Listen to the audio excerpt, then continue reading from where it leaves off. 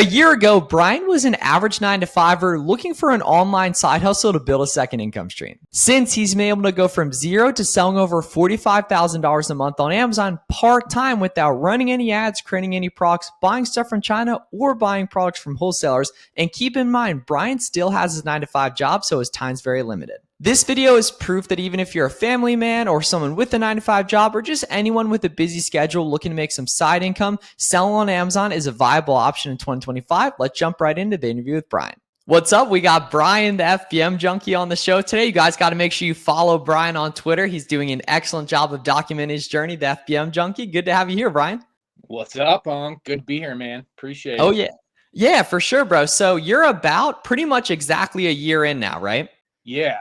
I joined your group in late July 2024. So yeah, we're coming up on a year, man. Cool, sweet. Yeah, bro. And time flies when you're having fun. So you're a great example of someone who's been very successful getting the ball rolling, selling on Amazon while keeping your corporate job. And that's what obviously a lot of people aspire to do, right? They might be in a situation they don't love long term, or they're in a situation they like and just want some side income. So talk about, from a numerical perspective and just like how it's changed your life the past year or so, getting the ball rolling, selling on Amazon. Yeah, it can be a little bit of a challenge, with a 9 to 5, balancing the corporate gig and selling on Amazon. But Amazon just has such a low barrier of entry. I feel like there was nothing better to do than to sign up, make an account. You can grab some products and you can get sales within a week. So I just thought that was my best opportunity to make some side cash. And so that's what I did. Joined your group, and I keep a pretty strict schedule. That's how I kind of balanced it to get up 3:30, 4 o'clock in the morning. pack some packages. We do some sourcing. Play a little b-ball with the boys. Come back, pack a few more packages, and then we lock into the 9 to 5 for about 4 to 5 hours, and then then it's out sourcing the stores and sourcing my favorite websites. So. Yeah, and obviously it's, definitely not necessary to set up your schedule very rigid like that. But at the same time, for a season of life, it's been excellent for you to get the ball rolling like that. Similarly too, what's been your biggest month in sales and profit so far? And then what would you say has it been like pretty consistently? Yeah, I did just shy of 50K last month.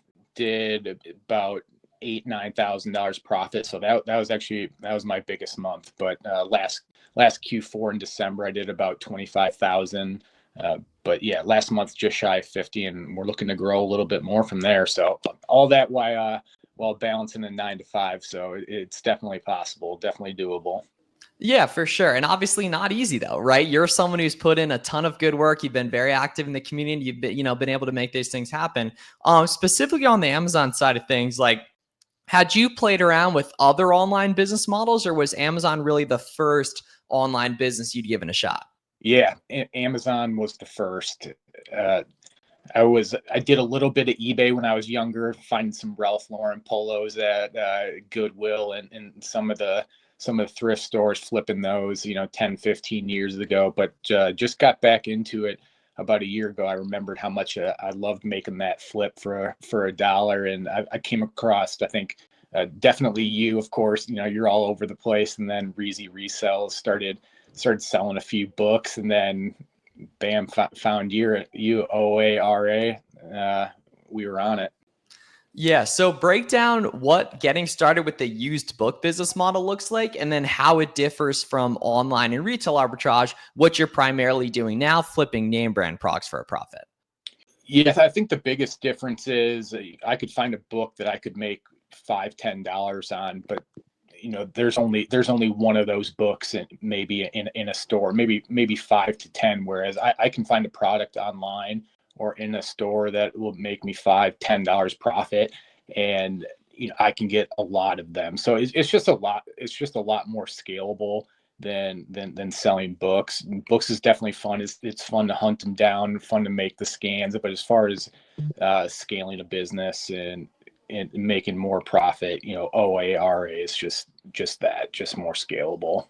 Yeah, I completely agree because books, it's obviously very tough to get significant inventory, but it doesn't take much, money to start if any, in some case, any money, right? Meanwhile, it's significantly higher to have significant upside, right? Meanwhile, online and retail arbitrage, you need $1,000 or $2,000 to start, which is, for all intents and purposes, relative to most businesses, incredibly, incredibly cheap, right? You're selling stuff that already has built-in demand, proven sales history that you can see on SellerAmp over time, right? And there's significantly more upside because you can buy dozens of pretty much every product. Even if a website order limits you can do multiple orders and everything, right? And some websites will let you do hundreds of units per day as well too. So there's just significantly more upside too. Quick interruption of the video, guys. If you're looking for personalized full one-on-one access to me, my personal phone number, 3 group coaching calls per week, you want to get on Zoom together with me one-on-one to live source products, now's a great time to go down below to the link in the description and put in your information to apply for my coaching program. You'll get full access to me. My personal phone number will text every day. I'll check your leads for you. I'll plug you in on stuff. I'll help you get ungated, help you get connected with other Amazon sellers crushing the game, and everything in between. So if that's something you're interested in, the same one-on-one help Brian had, take a look down below at the link in the description and put in your information to apply. Back to the interview with Brian. And then in terms of getting the ball rolling as a newer seller with online and retail arbitrage, obviously ungating is a thing. A lot of people are nervous about ungating. They don't think they can do it as a complete beginner. They're worried about learning the SellerAmp and Keep It and getting the ball rolling, or they're just thinking like, can I even do this in the first place, right? Now, we know obviously 60% of products sold on Amazon come from third-party sellers, right? So everyday people like you and I. So obviously it's clearly possible. You know a bunch of other people in the group that are succeeding too. But talk about what it looked like, just sourcing and ungating as a brand new seller. Like, how'd you get the ball rolling with that? Yeah, I definitely think you have to stick with it. And that goes for both, for ungating and for sourcing. It's something you have to do as far as sourcing, something you have to do day in and day out. Stick with it. And as far as ungating, you have to do the same thing. You keep submitting. It's not uncommon to submit 10, 12, 14, 15 times and get rejected that many times. But you switch a few things up, switch an address, take pictures, make tweaks to the title.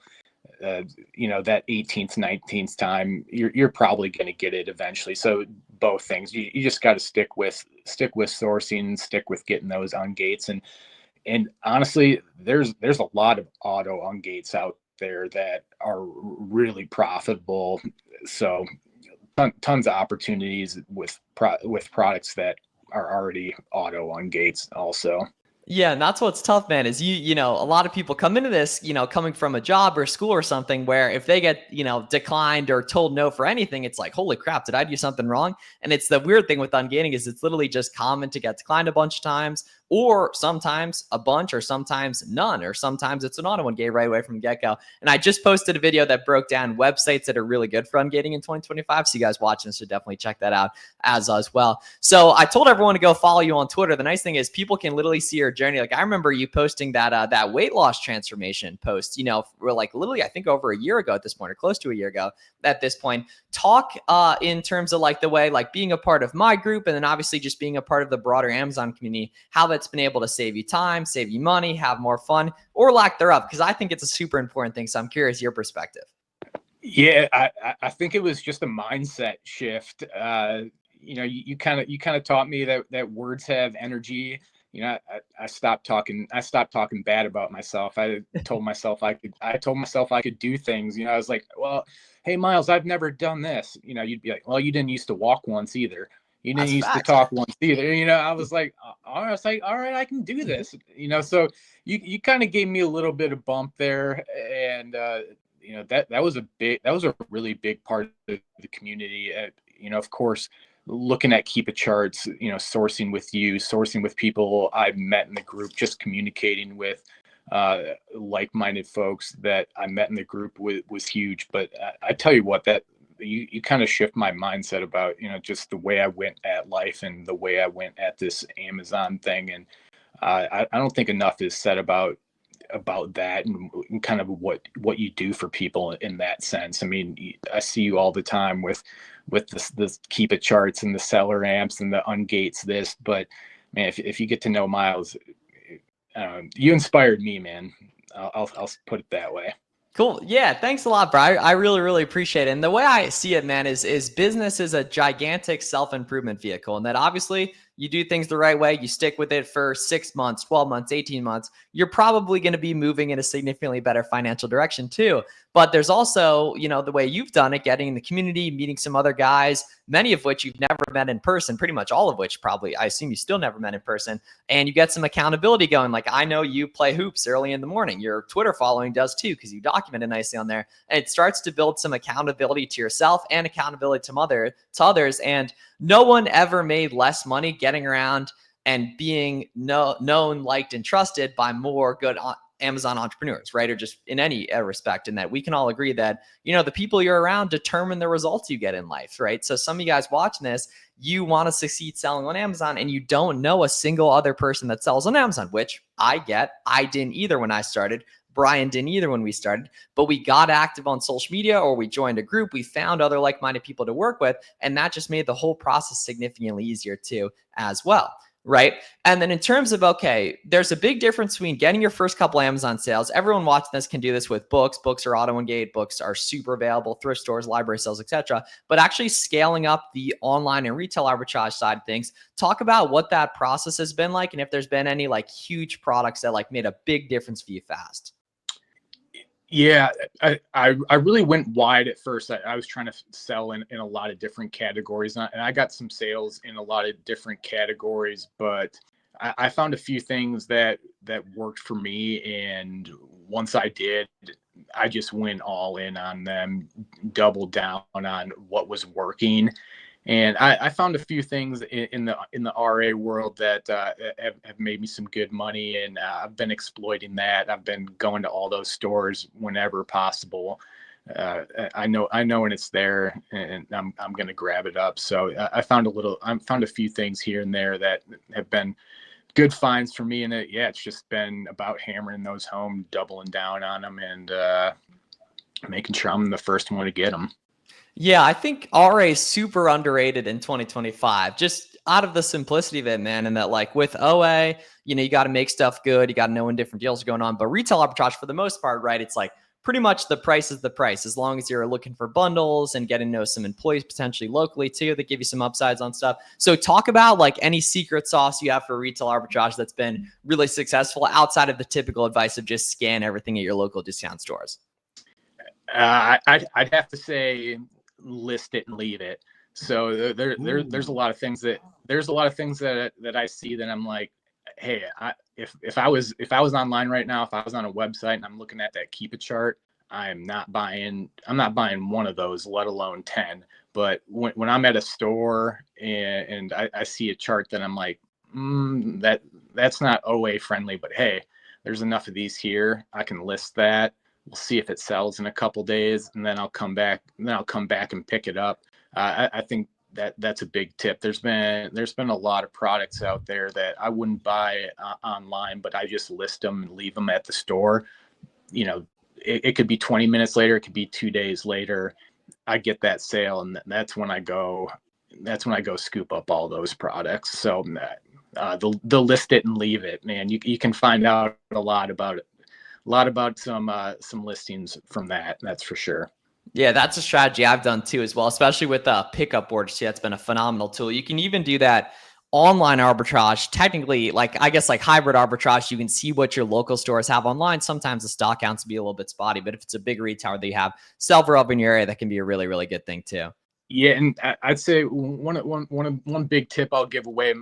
On Fridays, my cutoff for shipping is 2 p.m. So that's when I'll go on different websites and I'll go to different stores. I'll just list everything in the store or everything on a website that's profitable that I know I can pick up, and then just go scoop up what sells on Sunday. That's a major gem. Yeah, because that you don't risk any capital, man. That's an incredible gem right there. Yeah. So that's incredible gem too. So on top of that, if you could go back to Brian when you were a newer seller like a year ago, what would you tell yourself that you think would help yourself succeed quicker, and that you tell to other beginners starting today too? I would have to say I wish I would have reached out to other people in the community that were doing better than me at that time, or where they were where I wanted to be. I didn't do a good enough job of reaching out to those folks and essentially trying to find a good mentor that could help me helped me through the process. And I'd also say that it's okay to pay for good information. So yeah, wish I would have reached out and found a mentor a little bit sooner, and also realize there's a lot of good information out there that's free, but it's okay to pay for good information as well.